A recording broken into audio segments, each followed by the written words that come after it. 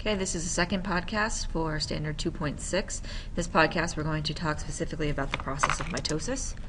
So what mitosis actually is a division of the cell's nucleus. So at the end of mitosis, we're actually going to end up with two identical nuclei. And this will only happen after G2 of the cell cycle. So after the cell has doubled its DNA and prepared itself for division, then mitosis will occur. And mitosis happens in 4 stages: prophase, metaphase, anaphase, and telophase. A lot of times we kind of remember this by saying PMAT.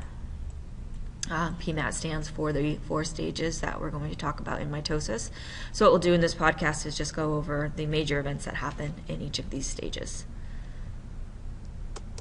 So prophase is the first stage. It is also the longest phase of mitosis. So this is where a lot of different things are going to be happening to kind of get the cell ready to do the full division. Once the cell starts dividing, it happens pretty quickly. So it's at this point where chromosomes become visible within the cell, so they get completely condensed down and very easy to see. So if you were to look at cells under a microscope, you'd be able to see the chromosomes when they're in prophase. The nucleolus that is inside the nucleus, that's the part that makes the ribosomes, that is going to disappear, goes away completely. And the nuclear envelope that surrounds the nucleus that's been holding in all these chromosomes also is going to break down during prophase. Okay, now also during this stage, those special cell parts that we made during G2, the centrioles, they are going to start to do their job. So they're going to actually move away from each other to separate parts of the cell, and they're going to end up on either side of the nucleus. And their job is to form a specialized structure called the spindle. Now plants do not have centrioles, they have centrosomes instead, but they still are going to be organizing this thing called a spindle. Basically the spindle are these protein fibers that are going to be attaching to chromosomes and moving the chromosomes around during the process of division. Okay. So they are a type of protein like a lot common, like what we find in the cytoskeleton. And they're special fibers, and they're going to attach onto the center of the chromosomes and then move those chromosomes around and get them where they need to be. So they typically will attach at our chromosomes at the centromere. So remember, a chromosome that's been duplicated is in the X form, and the centromere is holding those 2 pieces together. So a spindle fiber will just be like a long string that will attach to the centromere. Okay, so here we are seeing what the cell would look like. So in interphase, this is at the end of G2. And then in prophase, our chromosomes are visible. They're in their clearly defined X form. The nuclear envelope is breaking down. The nucleolus is gone. Our centrioles have moved, and they are starting to make these special fibers called spindle fibers. After metaphase, we have after prophase, we have our second phase, which is metaphase.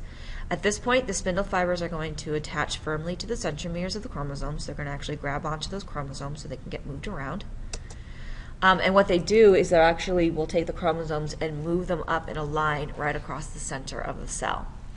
And this is a really important thing to have happen, because what has to happen with these duplicated chromosomes is they have to get separated from each other. So when we line them up on a straight line, when we go to separate them, they're not going to hit up against each other, so it makes it really easy to separate them. So this is what metaphase would look like. So here we have our chromosomes, and you can see they are lined up right across the center of the cell, and there are spindle fibers attached to each one. Okay, so now when we go to separate these chromosome pairs, they're not going to hit up against each other, and it's not going to cause problems for the cell. So the next stage is anaphase. And in anaphase, this is where our sister chromatids are going to separate. So the chromatids become individual chromosomes. So remember, these are our sister chromatid pairs. And what we're going to do during anaphase is we're going to separate them so that they're individual chromosomes again. And that way, I always remember ana and away. So you're separating the 2 chromosomes. You're pulling them away from each other at this point. So it kind of helps you to remember what is happening. So the spindle fibers are actually, we're going to pull those 2 chromatids apart from each other and then pull them all the way to opposite sides of the cell. Once they are at the opposite sides of the cell, then the cell can form a new nucleus, and we will have a copied chromosome, or a copied cell. Okay, so in anaphase, you can see here where in metaphase they were still connected in their X form. Anaphase, they are now being pulled apart, so now they are daughter chromosomes. They're still identical to each other, but they're no longer paired. They're getting it pulled all the way to the edges towards the centrioles by the spindle fibers. So they're going to get moved away from each other completely. Once they have been separated, we have our last phase of mitosis, and that is telophase. During telophase, so our chromosomes get pulled to either side of the cell, and the chromosomes will then unravel or loosen back into their chromatin form. So they go back into their relaxed state where it doesn't take as much energy. A nuclear envelope is going to reform around each cluster of chromosomes. So we're going to get 2 new nuclei in the cell around each set of chromosomes. The spindle breaks apart because we don't need it anymore, so the spindle's just going to go away. And the nucleolus becomes visible inside of each daughter nucleus again, because the nucleolus is the important part that makes ribosomes. So if we're going to be making 2 new cells, they need to have the nucleolus. So basically, we start pulling everything away, we unravel the chromosomes, and make a new nucleus for each set of chromosomes. Okay, so here you can start to see what is happening during telophase. Here's one nucleus and the other nucleus that are now reforming. And the chromosomes have unraveled back into chromatin form. At the same time that telophase is happening, cytokinesis is also happening, so you can see how the cell is starting to pinch in. That's because the cell is going to be dividing into itself. So that process is called cytokinesis. So cytokinesis is literally the division of the cytoplasm. So in mitosis, we were just dividing or making a copy of the nucleus. Now we're going to actually divide the cytoplasm. Okay, it happens at the same time as telophase, so it's not actually a part of telophase, but it is happening at the same time. And what's going to happen is the membrane is going to pinch in until the cytoplasm is completely separated into 2 equal parts. So this pinching in would happen right here until it was all the way divided in half, and then you would have 2 separate cells. Each of them would have their own nucleus. Okay, so each part gets their own nucleus, and they also have their own cell parts, because remember all the cell parts were duplicated during G2. So now you will end up with 2 brand new cells that have everything they need to be cells in your body. Okay, what we call these 2 new cells that form at the end are identical daughter cells. So they started out as 1 cell, and now they've been divided, and they are now going to make 2 cells. Now the process of cytokinesis happens a little bit differently in plants. Because plants have a cell wall, they actually have to build a new wall right between the 2 cells that form. So there's less of the pinching in that happens and more of just building up a new wall, and that will separate the 2 cells that are going to be made by this process. Okay, so this is kind of a neat imagery of what's happening under a microscope, what you're actually seeing when these processes are happening. So you can see the chromosomes starting to become visible. Here they're really, you can see them quite nicely. This is just before metaphase. Metaphase are all lined up right across the middle, and here you can see them starting to separate. And now they're in their 2 separate groups, and then they're going to unravel, so it gets harder to see the chromosomes again when you are in telophase. So this is what like real cells would look like going under this process. All right, so why do cells need to be able to do mitosis? Well, for some unicellular eukaryotes, this is their method of reproduction. So things like protists and fungus will reproduce just by making copies of themselves.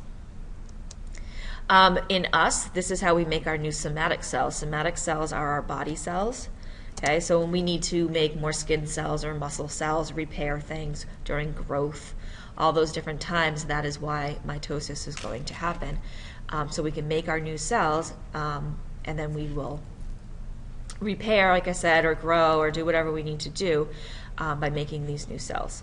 Your skin cells in particular are, you get basically new ones once a day. Your skin cells tend to go through a reproduction, and your skin is completely replaced about once every 2 weeks because they do cell reproduction very quickly at a very regular time interval.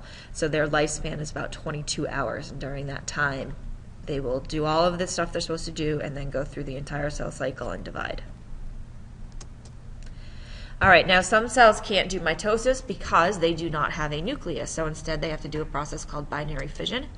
This is prokaryotic cell division. So remember, prokaryotes don't have a nucleus. So when there is no nucleus, mitosis can't happen because mitosis is division of the nucleus. So binary fission instead is actually very simple. In a prokaryotic organism, there is just one chromosome that's usually in a circular form. So all that has to happen is the chromosome makes a copy of itself. It separates, and then the cell will split into two, and you get two identical cells. In the end, again, they're daughter cells, but this process is a lot faster because they don't have as many organelles. The DNA is not as complicated. It's not inside of a nucleus. So this is a very fast and simple process. There's not a whole lot that the cell has to do to go through division. Because of that, bacteria can divide very quickly, some of them every 20 minutes. And that's why some kinds of bacterial infections will actually spread very quickly, because bacteria don't have to go through a whole lot in order to divide. So if you imagine if you have one bacteria and 20 minutes later you have two, 20 minutes later you have four, and that keeps multiplying, pretty quickly within a day you're going to have millions and millions of that bacteria. Because this process is such a simple thing for them. Whereas mitosis takes a lot more time because you have to break down that nucleus, you got to copy all the different organelles, you got to move the chromosomes around. There's multiple things, multiple steps that have to happen during that process.